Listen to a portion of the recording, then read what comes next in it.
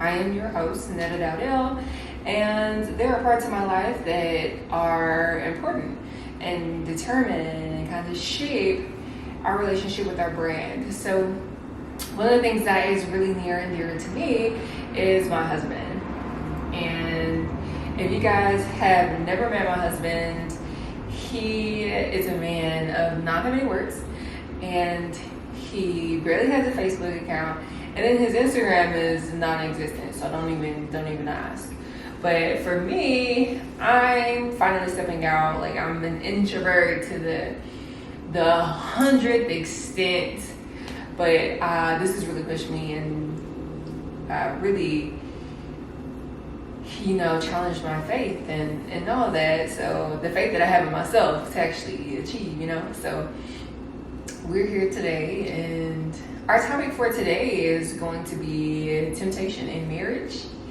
That's a really taboo topic, and we'll just hop into the conversation. So one of the things that I thought about when I first got married, so we married when I was 19, and oh yeah, you had plenty of experience under your belt. The way I describe my husband to everybody is like, oh yeah, he's like 20 years older than me and all that, which is not true, but I still call him an old man because that's all he does is like keep to himself.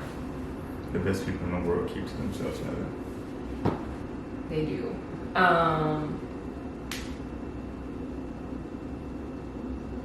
You got my mic. Mike's right here.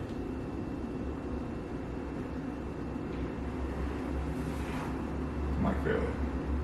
Mike's right here.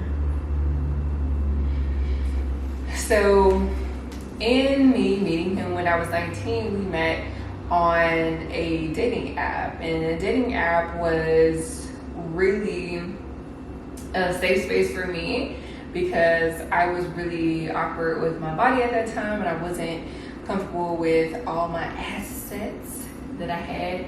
So all of my pictures were of my face, and a lot of people kind of cringe when people have dating profiles. She had a headshot that was... I just said all of my pictures were of my face. I was just thinking about just the face, no hair. But yeah. How am I going to have a picture? Never mind. Anyway, I had all pictures of my face, all headshots, because I was not comfortable with my body. And a lot of that was just like, oh, you have a big booty, but you went to a white school, so you don't necessarily fit in anywhere. So nice body. Has a nice body. Has a nice body. Go ahead. Y'all see what I'm talking about? Is just this man is so nervous, and we literally not talking to nobody. But Nervous. Not nervous.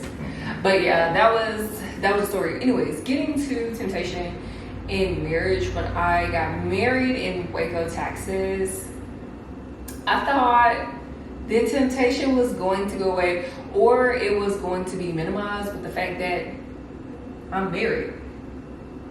So I remember the first couple weeks of me being married, and I was a bank teller at the time at Bank of America, and I wore my ring everywhere. This older guy, he came and he saw me sitting there.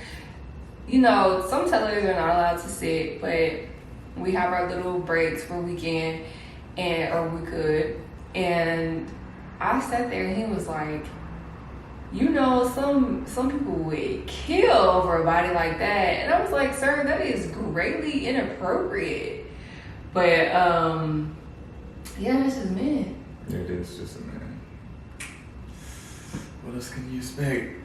It sounds like an old white man. Why did you say that?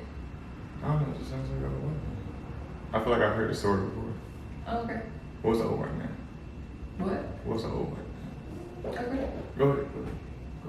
I mean, no, it's a conversation. I'm not going to be talking this whole time. You would when people converse, they, hey, oh yeah, that makes me think of I mean, I have a lot of stories of me getting hit on, but this is a podcast. Let's go. Let's get into it then. Hey, when I was working at Outlet the Lake at the hospital, get hit on all the time by the nurses. It's a cesspool, man.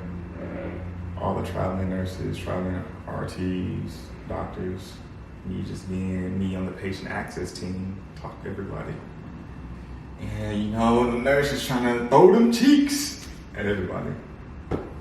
But you have to fight temptation.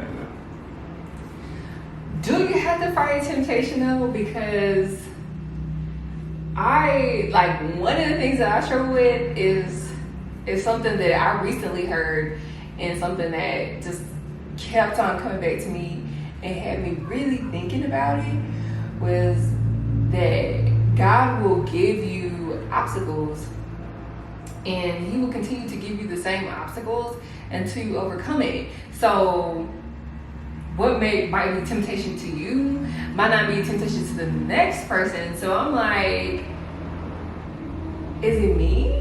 Am I the drama? And dealing with temptation and things like that, I don't know, sometimes I sit up there and think, like, am I isolated in this temptation? What are these obstacles that you're talking about? What do you mean? What obstacles? What obstacles did God place in front of you? I wouldn't necessarily say that there are obstacles that God placed in front of me, but there's still obstacles that I have to deal with, whether it's created of my own volition or something that is put in place to improve me. So do you believe in putting yourself in the wrong type of situation that you're married? Do I believe in? I don't think anyone believes in putting themselves in the wrong type of situation. Like I don't think that people intentionally set up and be like, oh, I'm gonna cheat on myself or my spouse for the first time, unless they've already done it before. I mean, there's always a first time, though. There is always that first time, but I'm saying, I feel like the first time you kind of like ease, like you slither into it, and then when it's like times after that, that's the difference. You guys and girls, you gonna do it, you gonna do it. There's no easing into it. It's like once you get put into that moment, you're like, yeah, I'm about to do this. You know what that reminds me of? That reminds me of those clips on TikTok where it's like, call your friend or you got a boyfriend? You got a boyfriend? Okay. Call your boyfriend and ask if he would smash your friend. And I was like, it don't take them no time. And they all answer the same way. Like the boyfriend is always like, yeah. And stuff like that wouldn't even stress me out, because honestly, the guy's thought process is like, and girl's thought process is, some people have attractive friends in your mind like, damn, I would not hurt off. But I'm married and I'm not gonna do that. You know what that also made me think about? This whole big thing that was coming up when I was in undergrad, and you were in undergrad too, and they were like, I bet you can you got all these guy friends or whatever, call one of them guy friends and act like you want to smash. You think they would smash? Oh yeah, I can recall that, and yeah, they would. Which was kind of funny because at that time there was a lot of women that were kind of like, oh, I don't like women. I don't bond well with women. I have all these male friends. And it's kind of weird because it's like, why? Why do you have all those male friends? We know at the end of the day, they don't really. You could have a real guy relationship, but when it's like overt, like, oh, I can't vibe with any women whatsoever, it must be a guy. That's an issue. I'm completely against it. I firmly believe that girls should have guy friends and guys should have girlfriends. You should have friends of the other gender. Don't do it in spite of another gender. That's just like if you date outside of your race, don't say I date outside of my race because the women within or the men within my race is trash. If you have all friends that are girls, like have a good reason for it, make it valuable. But don't just be like, oh, I have all guy friends because girls are too much drama. No, you need to go to therapy. That's what my answer is going to be. I used to prefer just having friends with the girls because guys just want to sit around talk around about the same stuff. So I prefer to hang around girls. Ooh, sir, controversial topic. You think women are more intellectual or deep than guys? I used to think like that. You used to. Now. And what environment though? Paint the picture for us. I mean, like going through our college and everything, all the guys want to do is sit around, play games, drink, maybe go to the club, party. There's some setting in there somewhere. Girls, on the other hand, more serious, get things done, partying, maybe. Get toe up drunk, definitely not. Carry themselves better. So it's like. But why did you just describe yourself? Which one? In college. Which one? The guy. Oh, I thought you were talking about the girls. No. It sounds like you were trying to balance yourself out with somebody that was more responsible than you because you dealt with a lot of people that were less responsible than you. So you had to have somebody that balanced you out or brought you up to the environment. That's when you came onto the scene. There you go. Yeah, I came onto the scene, but I was so young. Yeah, I was young too. You were young. Yeah, but saying He was young. I ain't gonna do it like me. He was young. I mean, you were still young. I was just younger. Yeah, you was just younger. I mean, you got a little seasoned vet in the game. You know. He was not a seasoned vet. My guy was 26 and lost. I was 25. No. I mentioned 2014. Yeah. Yeah, I was 25. Anyways, y'all, we don't keep up with dates. Ty keeps up with dates. I don't keep up with dates. But anyways, in dealing with temptation in marriage, I feel like there's like certain spurts where I wouldn't notice it. And then certain spurts where I would notice people coming off to me more or just making it so overt. So like in my mind, I'm like, and there's nothing wrong with that, by the way. There's nothing wrong with what? I'm just saying with people coming up to you, what are you saying, overtly approaching you or saying, sweet nothings, or whatever you're gonna call it, being nice to you, flirting with you. First of all, sweet nothings and being nice are not the same thing. And there is no point in being nice to me. Like, I feel like being nice is the most overrated personality trait ever. I don't care. Get to the point. But, no, it's in dealing with people saying things to you and they don't necessarily have your consent or you're not necessarily giving them those cues. It's kind of awkward for me because I'm socially awkward. How can somebody get your consent to talk to you?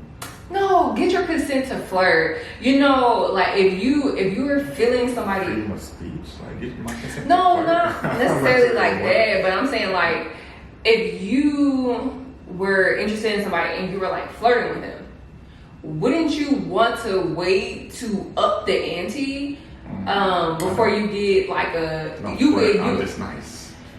What? I don't flirt. I'm just really nice. What? I'm not flirting. I'm just a nice person. I don't flirt. I'm just nice. I don't even know what that means. But like what I'm saying is, if I were to flirt with someone else, then I would want to wait for social cues like, oh yeah, she's really digging me, before I go and like, yeah, girl, like let's go, be together or whatever. So, is it just guys or is it just me? That's what I'm trying to figure out. Because in interactions, if I just have a conversation with you, or if I'm a decent looking woman and I'm polite, you're like, oh snap, let me slide up in there. And I'm like, We was just having a conversation, and I didn't give you any sexual energy. Everybody picks up. I didn't give you. I didn't give you any of those of that action. So I'm just like, guys, what exactly nice is it? You're being nice to me. I'm gonna take it as maybe she feeling me just a little bit. So let me take it up just one more notch to see how far we can go. Just one more, just a little bit notch, not a big notch, just a little bit notch. No, guys are outlandish. There is no little bit. There is no stair step. It's like, hey, how you doing? Boom, you want to have sex with me? I'm like, now I feel awkward because. I don't know that.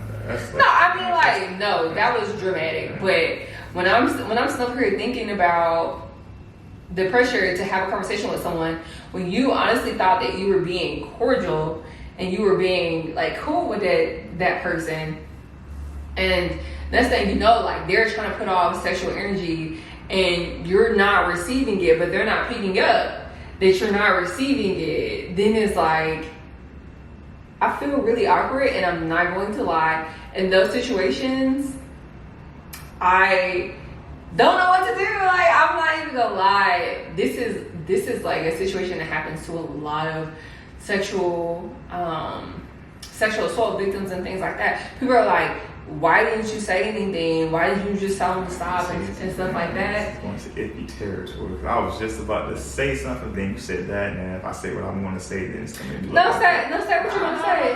No, that you just made, it's going to make you look like a dude. No, like it's a conversation. Because honestly, like I be wondering the guy's side because it doesn't have to go to the left to a sexual.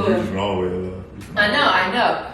It doesn't have to go to sexual assault or that type of situation right there. Yeah, because I should have said my second first, but I was gonna say with body language wise, like you be talking to somebody, or maybe the girl or the guy might brush up on them on accident. A guy might take it as, yeah, she just brushed up on me. I'm about to make a quick move real quick, but it's on accident. So the girl's like, not even paying it no mind whatsoever because y'all used to being brushed up on or whatever. I'm just saying. Nah. You guys say people used to get brushed up on. You seen the wood when you know they're trying to grab the booty? Out of control. It's like, did you get the booty? No, but that might be a really good point because there's like this guy, the last place in Miami, and they had drinks or whatever, but I don't drink or smoke in places that I don't necessarily have anybody there. Like if I'm there by myself, I'm not finna get lit. Nobody is dragging me home. Oh wait a minute, I did get lit. But it was with a group of people that I trusted, and I made it home. Which is one of those situations that we just spoke about. That's the number one rule. You make it home safely. That is number one. I don't know, safely. You should just you just need to make a home at night. Nah, safely, hopefully. But yeah, no. Now that I think about it, he was like, I don't understand why you're touching me. He hit you one up. Man, I was like, you didn't tell me that. And then because I'm not gonna pay any mind to it, because at the end of the day, we were on a yacht. Leave my details. You got assaulted, caressed. We were on a yacht. People were talking. Like sometimes when people talk, they're just like, stuff like that. So I wasn't necessarily gonna think about it. Some people are just when they talk to you, they have to like. You ever seen the movie The Breaks? No. With Big Worm using. So there's a difference between when he was in the Justice with Chris Tucker. He's like, did he grab you like this? Or did he grab you like this? You see, big difference from. There's a big difference from this right here and this. No. Big difference. Now you gotta do it where the camera can see you. Let's see it on this side. There's a big difference between this and girl stop playing. Girl stop playing. Nobody caressed me like that. Like, see, that's why I can tell you something because you took it to the extent. Like, I'm thinking when we talking, it was definitely a shoulder grab, but still don't touch me because I don't like people touching me. I don't touch anybody. That's weird. Yeah, I don't touch people either. But now that I think about it, there was free drinks. still don't touch anybody. No, there was free drinks on the yacht. Like, I had spoken to him before because it was like a 2-hour, like, was he talking turnaround. Yeah. That's why he and because I had talked to him before, and then they weren't, like, he wasn't like, and then like this, but after he had, you know, a little bit of liquor, he was like, like knocking into you, something like that, and I was like, his hands, that's why. yeah, but he didn't touch me before, is what I'm saying. But it was like exaggerated after he had some liquor. It was like this at first. No, I'm not drunk, but when right, you drunk, right. it's like this. Yeah, so yeah, he was out there, and then like afterward, I don't even know. See, I honestly, like, that's when I say I'm awkward, because I don't be knowing how to, like, in a conversation not be rude or whatever. But no, I was like literally like, oh my God, please let me run into some people so like I could ditch him. Girls got so many ways to exit a conversation. You hit the bathroom, you be like, oh yeah, I'm a girl. No, we were like, I was talking to him as they were docking the boat. So I was walking off, like I was having a conversation, like, oh yeah, you know, and walking off. I literally walked to another person and started talking to her, and he joins the conversation. So he's walking like, it's 3 of us. He wasn't getting off the right body language then. Oh, it's my fault. No, I'm saying it's not. You said it's all about body language. It's all about body language too. Like you're being friendly because you're at this on the yacht business trip. You're being friendly to everybody. So your body language might not be like your body language probably at the club or something, or a bar. Like you don't want somebody to approach you. You're not gonna have this friendly face on. You're gonna have that, dude, you got my face flashlight. These hands. But I was like genuinely happy to be around people. So it's like, so for me, it was just like, why can guys not handle polite and friendly casual conversations? You can't handle casual conversations from attractive women. It's just feeding to some of the fantasy now. You know, you're talking to an attractive woman, you're like, no, there is man. Like, what fantasy are you talking about? It's a casual conversation. Yeah, it's a casual conversation, but your thoughts are still moving though. Your thoughts are still moving. Elaborate, what you mean? My thoughts are moving too, but at the same, like, you're right, it was like, I got more to look at than what we have to look at. You're right, it was like 11 or 12 o'clock at night. We were docking this boat. It was like a beautiful view. And, yeah, you had the things poking out. And the pow, you had that thing in the back poking out. First of all, since working out, I don't have a booty. But I did show a little bit of cleavage, but, y'all. Maybe you got them both poking out, and these babies ain't doing nothing. And the light hitting these you babies on ain't doing the light nothing. hitting you just right on the yacht. You know, your little like a macchiato caramel skin color. Girl, macchiato. Like popping. Anyways, he was dealing with something at the time, because I had told him that my husband was like, we moved to Costa Rica or whatever, and he was like, that's not gonna deter anybody. Man, I'm saying, like, does marriage, does a wedding or that deter anybody? Old saying, nobody doesn't want anybody that's not wanted. Just like I used to go with, when Josh is my nephew, before we had kids, I used to take him to Walmart or mall or somewhere, just walk around with him when he was like a little baby. Aww. Chick magnet. Everybody, oh my gosh, he's so cute, blah, blah, blah. Yeah. Oh, he's yours. No, I'm just walking around with him, taking him for a walk. Oh my God. Easy conversation. Some may build off of it, some may not build off of it, but I honestly think I gave the wrong cues, because he was like, oh yeah, so just call and ask your husband like permission to hang out with me. And I was like, And the son where dudes don't care. He said, call your husband. So I'm drunk and I want you to hang out with a drunk guy late at night going on 1 a.m. I probably like that. No, it wasn't a realistic, like, there wasn't a realistic scenario where I would have, or anybody would have called their spouse. I'm like, give him the phone. Like, babe, give him the phone. Give him the phone. No. And no. Matter of fact, you can come up here. You come up here. You want to have a conversation? You come up here. Oh my gosh. No, in no situation would that have happened.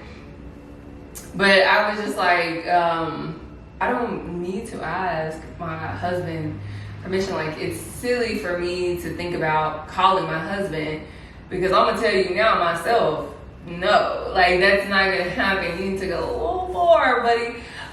You was drinking. I don't drink. I've just accepted that fact. Drinking is just not my thing. So everybody on the boat, you know, they were indulgent. I had a little bit of champagne. Honestly, champagne makes my head hurt. So I'm not even gonna be the first person to tell you I was in there popping up that bubbly, because I was not. But they were in there doing mixed drinks and stuff too. Yeah, they had a bartender. So everybody wasn't drinking champagne. It was just that when we had first come on, they were passing out champagne. They had a mixologist. Yeah, no, it was really dope. But yeah, no, that threw me for a loop. But I was just like, the temptation, and also, like, in my mind, I'm also thinking, how do people, like, trust people so easily? And I ask my husband that all the time, like, it's about just being open-minded, just being open. Like, yeah. Why do you trust me so much? Or like, when I ended up going to school 4 hours away from Oklahoma, like, why did my mom trust me so much to actually go and get a degree? Because I could have been out there tricking, and a lot of people do go out there and be tricking. Go out there and get flipped. You said tricked. I was about to say tricked, but you know, I gotta go with flipped. Flipped and dipped, okay? Flipped and dipped. I ain't heard a couple stories, but I also believe that, like, just on another end note of, you know, flirtation, you know, trusting your partner, that all guys deserve a pass. Even the woman deserves a pass too. You're out and about, you see an attractive person. Everybody gets a pass to look. It's okay to look. It's perfectly fine. If you see some cheeks walk by, it's like, girl, I know you've seen that.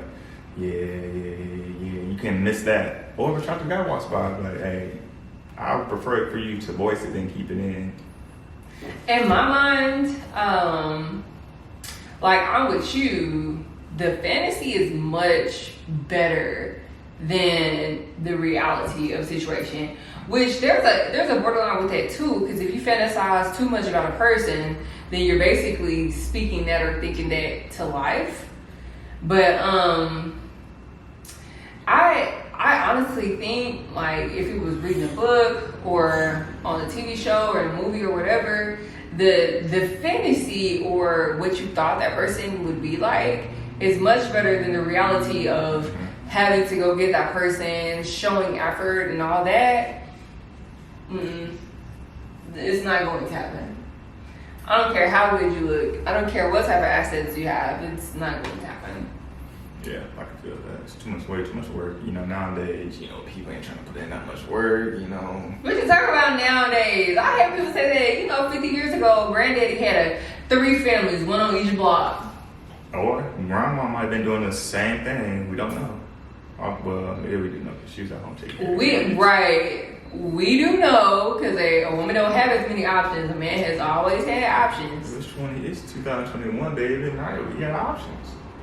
You can have your whole other family in the States now. Make your little rendezvous to state. Oh yeah, I gotta go back to the States. Yeah, in different countries. You're right, because people be running that league for real. But yeah, that's pretty much what I wanted to talk about today. We had some thoughts on temptation, but y'all go ahead and put in the comments, like, share, subscribe. What are your thoughts on temptation and marriage?